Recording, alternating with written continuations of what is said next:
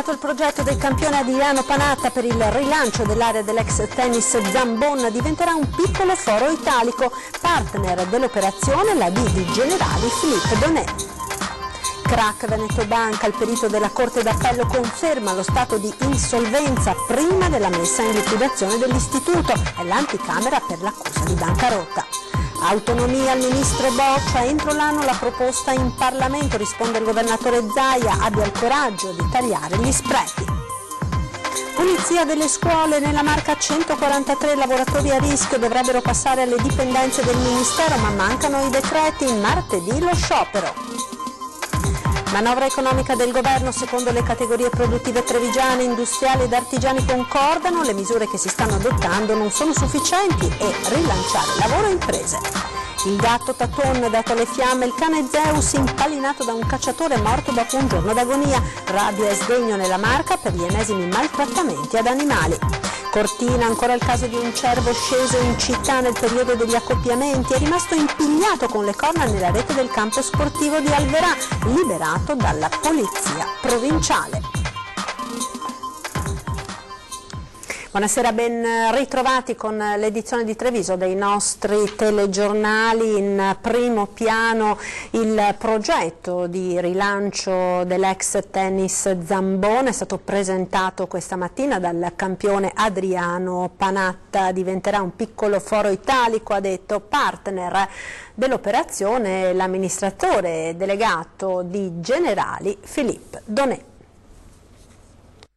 L'investimento dobbiamo ancora quantificare esattamente quanto sia, credo comunque che si aggirerà almeno sui 2,5. 2,5 milioni di euro per far rinascere lo storico tennis club Zambon.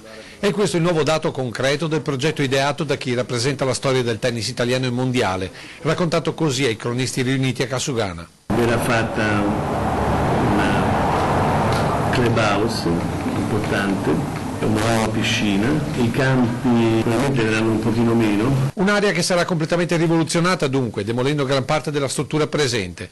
Molta attenzione all'ecosostenibilità ma soprattutto alla famiglia, in particolare ai bambini. Voglio creare una grande scuola di tennis, la scuola di tennis ci tengo molto che sia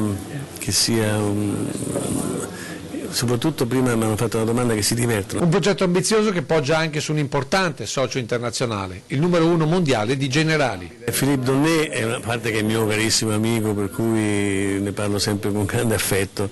Lui è uno dei top.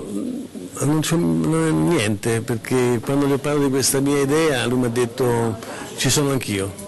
E alla presentazione non poteva mancare chi quel tennis club l'ha costruito con le proprie mani. Sono veramente felice perché una cosa meglio di così il Comune non poteva proprio aspettarsela. Soddisfazione da parte del sindaco per un'area che rinasce. Si può parlare di un nuovo rinascimento per la città? Ma credo proprio di sì. Poi vedere in continua crescita i dati dei residenti credo che sia una soddisfazione enorme perché significa che qui si vive veramente bene. Un anno di lavori quelli preventivati per essere pronti con la riapertura delle scuole nell'autunno del 2020. Una bella sfida, non c'è che dire, che Panatta ha accettato per amore. Ho deciso di fare qui questa cosa a Treviso perché mi lega molto a questa città, insomma, a parte che mi ha accolto in maniera straordinaria, ho trovato anche l'affetto, una stabilità. Certo un bel impegno per il grande campione ancora oggi conteso in tutta Italia e che lo costringerà a fermarsi definitivamente a Treviso. Forse per questo alla domanda finale ammette. L'ultima domanda è: ma chi gliel'ha fatto fare? Non lo so, questa è la più bella domanda che mi avete fatto. Il crack di Veneto Banca si terrà il 22 ottobre in Corte d'Appello a Venezia l'udienza per stabilire se l'istituto di credito era o meno già fallito quando venne posto in liquidazione, una sentenza che potrà aprire nuovi scenari e soprattutto nuove presenze sul banco degli imputati chiamati a rispondere del reato di bancarotta. Veneto Banca non aveva già più soldi al termine della gestione Consoli Trinca e gli amministratori che hanno preso il loro posto avrebbero dovuto affrontare il fallimento anziché prorogare l'agonia della struttura e dei risparmiatori. Questa è la valutazione del perito del Tribunale di Treviso e da ieri anche quello della Corte d'Appello di Venezia. Quasi 1 miliardo di euro di passività il 25 giugno 2017, ovvero quando iniziò la procedura di liquidazione. Il 22 ottobre ci sarà l'udienza per la discussione della consulenza, con conseguenze importanti e non solo per la cessione a Banca Intesa. Lo conferma chi a Treviso ha presentato per primo l'istanza di insolvenza. si apre la possibilità di accertare eventuali reati fallimentari, che potrebbero coinvolgere non soltanto l'amministrazione Consoli Trinca, ma anche coloro i quali a quell'amministrazione sono succeduti. Quindi volti e nomi che hanno cercato di raddrizzare una barca già stando alle perizie abbondantemente affondata. Avere ignorato l'insolvenza porta dritto al reato penale di bancarotta, che allungherà i tempi del processo sul dissesto finanziario, ora a rischio prescrizione, ma che però sotto il profilo dei rimborsi agli azionisti, secondo l'avvocato Fadalti, conterà davvero poco. Che cosa ci guadagnano i risparmiatori da questa sentenza possibile? In termini di risultato economico assolutamente nulla, in termini di soddisfazione morale tantissimo. Autonomia nord e sud vanno tenuti insieme per mano, così come vanno sostenute le aree interne, le periferie e le aree più in difficoltà delle province italiane. Così il Ministro per gli Affari Regionali Francesco Boccia è intervenuto nuovamente oggi sul tema dell'autonomia. Stiamo lavorando ad una cornice legislativa che tenga conto del finanziamento integrale dei fabbisogni standard sulla base dei livelli essenziali delle prestazioni da garantire su tutto il territorio nazionale. Entro l'anno, ha proseguito il Ministro, farò di tutto per far approdare la proposta in Parlamento dopo averla presentata alle regioni, e poi ogni regione potrà correre al ritmo che deciderà di scegliere. Una volta compiuti tutti i passaggi necessari, ha concluso Boccia, nessuno avrà più paura dell'autonomia né potrà utilizzarla come clava contro gli altri. A stretto giro la replica del governatore Zaia: nessuno vuole usare l'autonomia come una clava, d'altronde non siamo cavernicoli, dice Zaia. Il ministro Boccia ha sbagliato dunque indirizzo, e neppure a chi ha scritto la Costituzione e la riforma del titolo quinto credo egli possa attribuire tale etichetta. Ben venga il ragionamento sui livelli essenziali di assistenza e sui fabbisogni standard, ma vorrei ricordare, continua Zaia, che si tratta di argomenti risalenti all'inizio di questo millennio. Lo Stato è dunque inadempiente a tutti i governi, e tutti i governi dal 2000 ad oggi, conclude il governatore del Veneto, lo sono stati. Pulizia delle scuole. Nella Marca 143 lavoratori sono a rischio, dovrebbero passare alle dipendenze del Ministero, ma mancano i decreti e martedì hanno proclamato sciopero. Vediamo. Scioperiamo perché vogliamo il mantenimento delle condizioni economiche e occupazionali in essere. Sono 143 solo in provincia di Treviso gli addetti al servizio di pulizia delle scuole che rischiano di trovarsi senza lavoro, e per questo hanno deciso di incrociare le braccia martedì prossimo. Tutto ha origine dalla decisione del Ministero dell'Istruzione di internalizzare il servizio di pulizia di tutte le scuole italiane, revocando quindi i lavori ora eseguiti da cooperative. Ma le procedure per l'assunzione dei lavoratori da parte dello Stato non sono partite. Alcuni addetti poi non risulterebbero nemmeno in possesso dei requisiti richiesti. 23 lavoratori per l'esattezza, solo riferito al dato dell'anzianità di servizio.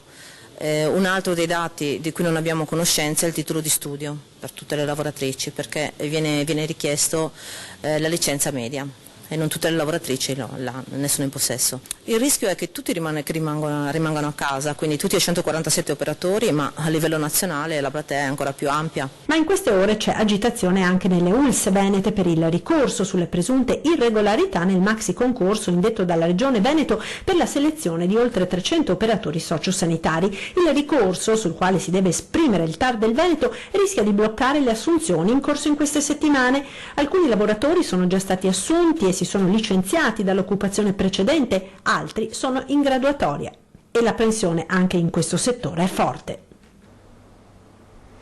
La manovra economica del governo, secondo le categorie produttive trevigiane e venete, industriali ed artigiani, concordano: le misure che si stanno adottando non sono sufficienti a rilanciare lavoro e imprese.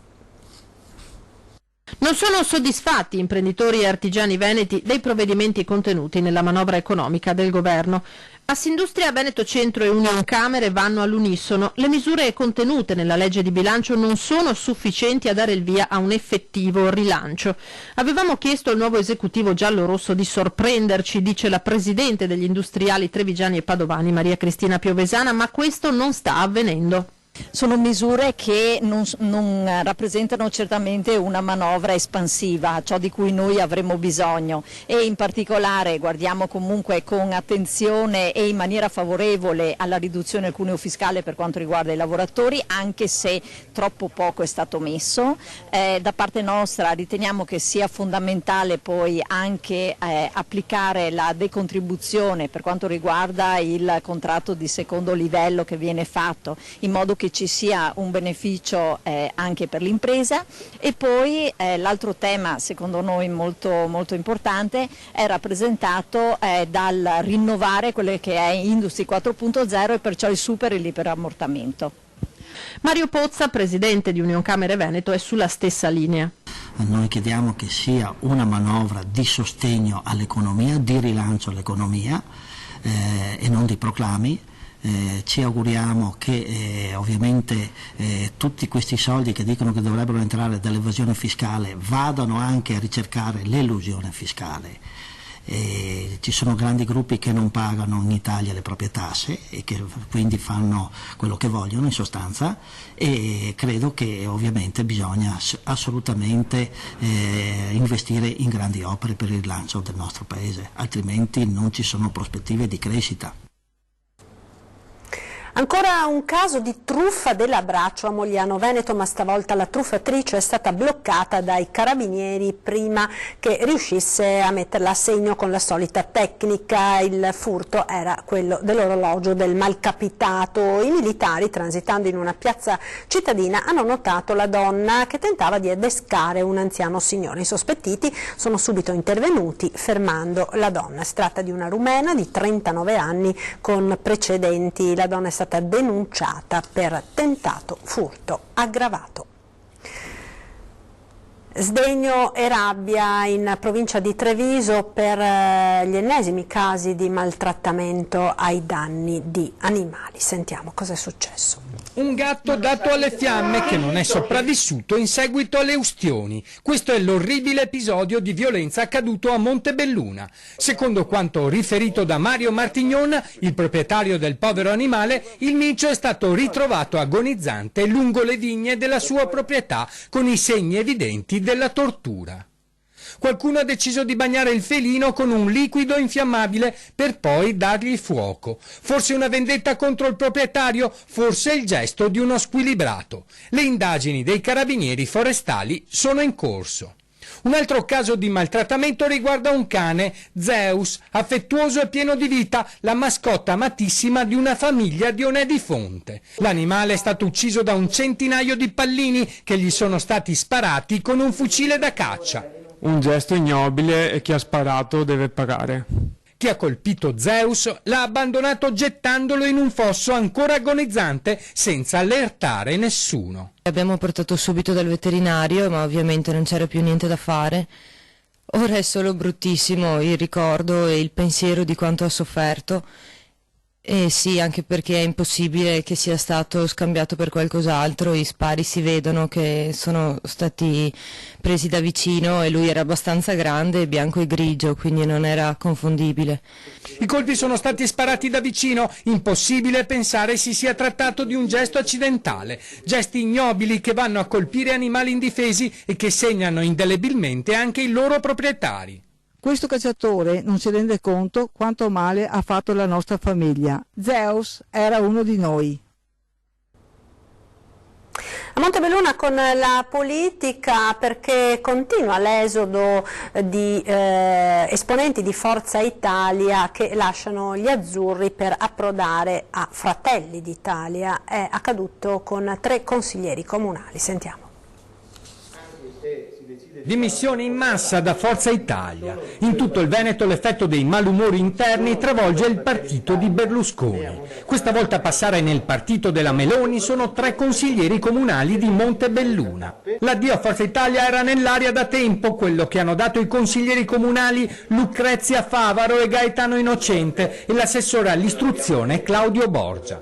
I 3, fino ad ora esponenti del partito di Berlusconi in consiglio comunale a Montebelluna, erano stati eletti nel 2016 riuniti dopo una lunga militanza nel partito azzurro. Diciamo che Forza Italia ormai non ci rappresentava più, anche se a livello locale gli amministratori con cui abbiamo lavorato sono sempre stati molto efficienti e molto bravi. Abbiamo scelto di lasciare Forza Italia perché aveva perso la forza propulsiva a livello nazionale, non c'erano più valori di riferimento, le posizioni non erano più chiare, non ci rappresentava più Forza Italia. Quali sono stati i segnali che vi hanno spinto a questa decisione? Parlare con la gente, noi siamo abituati a parlare con la gente e la gente ormai ci diceva ragazzi a voi vogliamo bene, però non chiedeteci di votare Forza Italia, un partito che non ha delle posizioni chiare.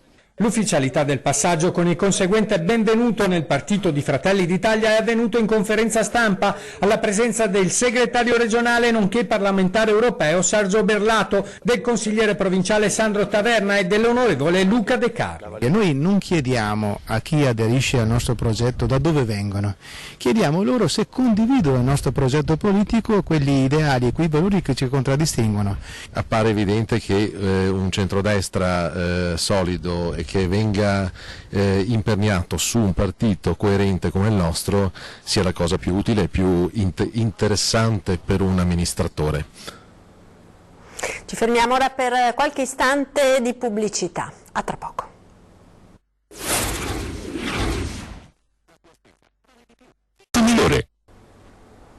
Eccoci in diretta con l'edizione trevigiana dei nostri telegiornali. Siamo ora alla cultura con il premio Mazzotti. Quest'anno per la 37esima edizione del premio Gambrinus Giuseppe Mazzotti vincono 3 storie legate al luogo in cui viviamo o vorremmo vivere, tra desiderio di fuga e volontà di riscoperta. Le opere vincitrici sono state selezionate dalla giuria composta da scrittori, divulgatori, docenti universitari e alpinisti, presieduta da Roberto De Martino. Con una storia di montagna montanari ambientata in una valle remota delle Alpi svizzere, vince nella sezione montagna, cultura e civiltà Fabio Andina con La pozza del felice, un romanzo dalla prosa rapida e incalzante che inchioda il lettore al ritmo delle stagioni. Per la sezione esplorazione viaggi vince Enrica Job con Un anno in barca stop. Grazie a un viaggio di 17.000 miglia attraverso gli oceani, lontano da un diario di bordo, questo libro è un concentrato di aneddoti e consigli, ironico e leggero. Nella sezione Finestre sulle Venezie vince il giornalista Francesco Erbani con Non è triste Venezia, pietre, acque, persone, reportage narrativo da una città che deve ricominciare. Il premio honoris causa invece è stato assegnato a Nives Meroy, la signora degli 8.000 metri. L'unica donna che ha fatto 14 miglia delle italiane, ma l'ha fatta anche raccontando in un libro Non ti farò aspettare, perché una che sa arrampicare e scrivere, e dimostra come rinunciando a una cima si può tornare dopo anni a vincere di nuovo e a salire e a consolidare il rapporto coniugale. Non mancano quest'anno 2 premi speciali della giuria, tutti trevigiani, a racconti di un fotografo delle terre del Piave di Paolo Lorenzon, con le prime foto scattate a Negrisia negli anni 60 a ridosso del Piave, immagini in bianco e nero che testimoniano un'epoca che la modernità ha cancellato in breve tempo. Altro premio speciale a Treviso, Urbs Picta, a cura di Rossella Riscica e di Chiara Voltarella, dove viene spiegata l'antica consuetudine di decorare le facciate dei palazzi di Treviso. Sport e solidarietà, un torneo regionale per ricordare Manuel Bertoldo, il bimbo di 7 anni morto a causa di un male incurabile. Il ricavato della manifestazione è stato devoluto all'AIL di Padova. Un torneo durato quasi un mese, un memorial regionale intitolato a Manuel Bertoldo, il bimbo di 7 anni di Biancade morto 10 anni fa a causa di un male incurabile. Durante queste settimane si sono affrontate diverse squadre, tanti piccoli calciatori, sia delle categorie esordienti che pulcini. Un modo per ricordare un bimbo che amava il calcio e che aveva iniziato a giocare a pallone. Così il San Cipriano ha deciso di ricordarlo nella maniera più semplice, come se anche lui fosse lì tra i tanti bambini. A vincere è stato il Mestre, ma in realtà hanno vinto tutti, ha vinto la solidarietà ed il sorriso dei piccoli calciatori. 220 ragazzi che hanno partecipato, 8 squadre per ciascuna categoria. Durante la manifestazione è stata promossa una pesca di beneficenza grazie a molte aziende sensibili a queste problematiche che hanno contribuito sia economicamente che donando anche i premi. Tutto il ricavato della pesca è stato devoluto alla AIL di Padova la sera della finale, il 6 ottobre. Presenti anche i genitori di Manuel. Un piccolo gesto a questa grande famiglia che ha sofferto la mancanza di un bambino, insomma. Ha voluto essere presente anche Luca Moro, rappresentante della FIGC, ed alcuni membri dell'amministrazione comunale di Roncade. A premiare i calciatori, la testimonial dell'evento è la giovanissima 18enne Denise Pitea, Miss Grand Prix Auto 2018. Un torneo che si ripeterà sicuramente, dicono gli organizzatori, perché il ricordo di Manu rimanga sempre vivo. Ed ora il consueto appuntamento del venerdì con il nostro meteorologo, il generale Giancarlo Iannicelli. L'anticiclone delle Azzorre continua a svolgere egregiamente il proprio ruolo di protezione nonostante ormai l'autunno inoltrato, quindi ci protegge dal grosso delle perturbazioni e garantisce un fine settimana di tempo stabile. Certo, un tempo stabile tipico di autunno inoltrato, quindi sabato e domenica, prime ore velatura del cielo quasi coperto, un po' di foschia, qualche banco di nebbia nelle zone interne si comincia a formare durante la notte, ma poi nel corso della giornata il sole avrà la meglio e quindi ci saranno dei rasserenamenti. Un tipo di tempo stabile che ci accompagnerà per quasi tutta la prossima settimana, quindi siamo nella piena stabilità. I venti saranno deboli di direzione variabile, una piccola componente da ovest, quindi di aria umida, e le temperature al di sopra della norma, quindi per i prossimi giorni, per i prossimi 6-7 giorni, valori minimi intorno ai 12-13 gradi, valori massimi dai 21 ai 23 gradi. L'Adriatico sarà poco mosso, quasi calmo. È tutto. Ed ora la nostra pagina dedicata alle notizie da Belluno e provincia.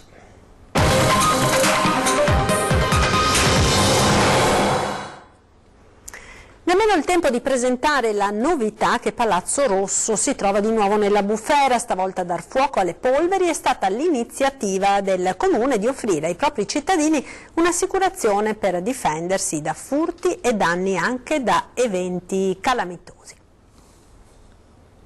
L'obiettivo di mandato è quello di contribuire ad elevare la qualità della vita dei propri cittadini e la proposta della stipula di un'assicurazione di comunità contro i furti, i danni da eventi meteo straordinari a un costo molto vantaggioso è per Palazzo Rosso un'iniziativa che mira al raggiungimento dello scopo. 100 euro all'anno complessivi, 2 opzioni, 35 per il furto, 65 per gli eventi calamitosi. La polizza potrà essere attivata dal broker che il Comune ha individuato nella società MAG JLT che ha agenzia a Padova. Gli uffici del Comune hanno individuato un broker e il contatto avviene direttamente dal cittadino con questo broker che però assicurerà a queste cifre esclusivamente se raggiungerà almeno 200 polizze. E qui si è innescata immediatamente la bufera. Il Sindacato Nazionale degli Agenti Assicuratori di Belluno riferisce che la questione va approfondita perché il Comune non si è rivolto ai professionisti della città, come è stato scelto questo broker, come può essere giudicata adeguata una proposta all'apparenza illusoria per i clienti che devono essere consapevoli che a costo contenuto corrisponde una garanzia limitata, chiede il presidente dello SNA Mirko Zandonella. Spiace, dice ancora, che il Comune sia scivolato su questa cosa magari inconsapevolmente. In passato altre amministrazioni si sono lanciate in iniziative simili che sono fallite per il recesso della compagnia assicurativa. Contro l'assicurazione di comunità, oggi il consigliere del gruppo misto Fabio Bristot ha annunciato un'interrogazione. L'iniziativa, dice, potrebbe essere lodevole, ma si presta a ricorsi praticamente certi, divisi i cittadini. Magari forse un po' di manutenzione, sì, lungo gli argini, lungo cioè accortezza, ecco, in questo senso sì. Più che l'assicurazione. Più che l'assicurazione, ecco. Potrebbe essere una cosa valida, diciamo. Credo che sia opportuno farla. Lei personalmente ha un'assicurazione contro i furti? No. Dalla prossima settimana in tutta la provincia di Belluno riparte il progetto Scuole Sicure che vedrà le forze dell'ordine in campo per l'attività di prevenzione contro gli stupefacenti. Controlli mirati anche con le unità cinofile al reparto di prevenzione crimine della Polizia di Padova, ma soprattutto incontri con gli studenti delle scuole superiori di tutta la provincia per sensibilizzarli sui rischi provocati dall'uso di stupefacenti. Riparte la prossima settimana nel Bellunese l'attività Scuole Sicure, finalizzato al contrasto del fenomeno dello spaccio e consumo di droga nelle vicinanze dei luoghi scolastici e nei luoghi di arrivo e partenza dei giovani che raggiungono le scuole. A riguardo in prefettura si è svolto un comitato ordine e sicurezza pubblica che ha dato il via all'iniziativa voluta dal Ministero degli Interni e che nelle scuole bellunesi avrà cadenza settimanale. In provincia il consumo di droga resta elevato anche fra i minori, ma fortunatamente non vi sono piazze di spaccio accertate. Numerosi sono gli assuntori di droga in cura nei SERT sia di Belluno che di Feltre. L'ultima segnalazione da parte della volante della Questura alla Prefettura per uso personale riguarda un 23enne di nazionalità straniera ma residente a Lozzo di Cadore, sorpreso con una modica quantità di hashish nascosta all'interno di un pacchetto di sigarette. Il giovane, che viaggiava a bordo dell'auto di un cadorino, è stato controllato in viale Fantuzzi in città. Ed ora vediamo insieme le immagini di un cervo che questa mattina è rimasto impigliato nella rete del campo sportivo di Alverà, Cortina. L'ungulato maschio di circa 4 anni e del peso di 160 kg è rimasto intrappolato alla rete che gli si era avvolta alle corna. Il fatto è accaduto alle prime luci dell'alba ed attorno alle 7 sul posto sono arrivati, chiamati da un passante, i vigili, i carabinieri di Cortina e le guardie della polizia provinciale. Il veterinario somministrato al cervo un anestetico che ha consentito di liberare l'animale e di restituirlo ai boschi. La settimana scorsa a Cortina un altro cervo che aveva perso l'orientamento era finito all'interno di un negozio in largo Poste. Anche in quel caso l'animale era stato recuperato e riportato nel bosco. Ed era questa l'ultima notizia per oggi da Treviso. Vi ricordo tra pochissimo l'appuntamento con 20 e 10, si parlerà di agricoltura. In studio ospiti Giampaolo Vallardi, presidente della Commissione Agricoltura al Senato, e Paolo Quaggio, presidente della CIA di Venezia. È tutto, quindi spazio come sempre in chiusura alle previsioni del tempo per le prossime ore. Il meteo, arrivederci.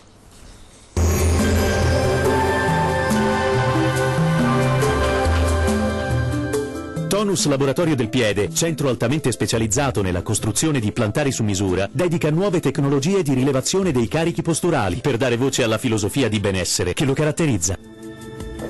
Benvenuti al meteo. L'alta pressione rimane padrona abbracciando il nostro territorio a garanzia di una giornata stabile e con clima mite.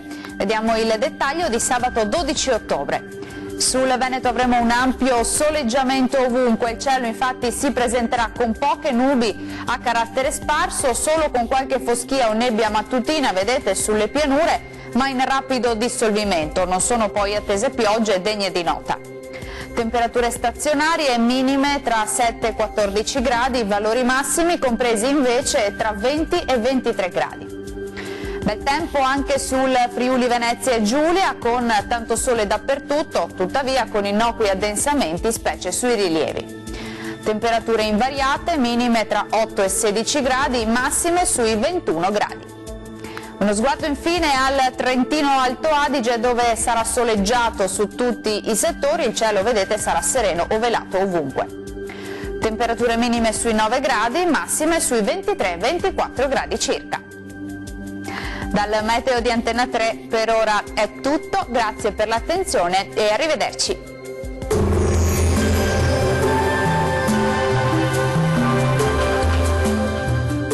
Tonus è il miglior negozio di calzature e moda comoda. Qui troverete il più vasto assortimento di calzature Fratelli Tomasi, eleganza e comodità, perché camminare è vivere.